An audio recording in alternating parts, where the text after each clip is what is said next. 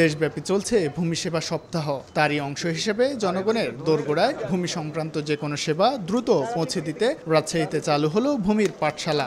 এটি দেশের মধ্যে ভূমি সেবা সংক্রান্ত প্রথম পাঠশালা। ভূমি সেবায় স্মার্ট নাগরিক তৈরি করার প্রয়াসে বৃহস্পতিবার দুপুরে পবা উপজেলা ভূমি অফিসের পাশে ফিতা কেটে এই পাঠশালার উদ্বোধন করেন জেলা প্রশাসক শামীম আহমেদ। আগত অতিথিরা জানান, স্মার্ট বাংলাদেশ রোডম্যাপের 4টি pillar smart citizen, smart society, smart economy ও স্মার্ট গভর্নেন্স। এই 4টি পিলারের মধ্যে স্মার্ট নাগরিক এমন একটি পিলার যা মজবুত না হলে অন্য 3টি পিলার হবে ভঙ্গুর। প্রকারান্তরে স্মার্ট বাংলাদেশ বিনির্মাণ হবে দুরূহ ও অসম্ভব এক ব্যাপার। কোনো সেবার ক্ষেত্রে নির্দ্বিধায় আপনারা আমাদের সাথে যোগাযোগ করবেন, আমরা সর্বোত্তম সেবা দিতে চাই।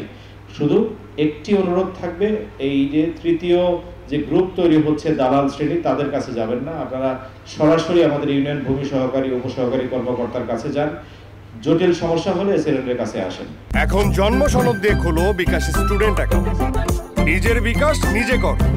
দিনব্যাপী পবা ভূমি অফিস চত্বরে সচেতনতামূলক সভা অনুষ্ঠিত হয়। পরে ভূমির পাঠশালায় প্রশিক্ষণপ্রাপ্ত শিক্ষার্থীদের অংশগ্রহণে ভূমি বিষয়ে কুইজ এবং বিতর্ক প্রতিযোগিতার বিজয়ীদের মাঝে পুরস্কার বিতরণ করা হয়।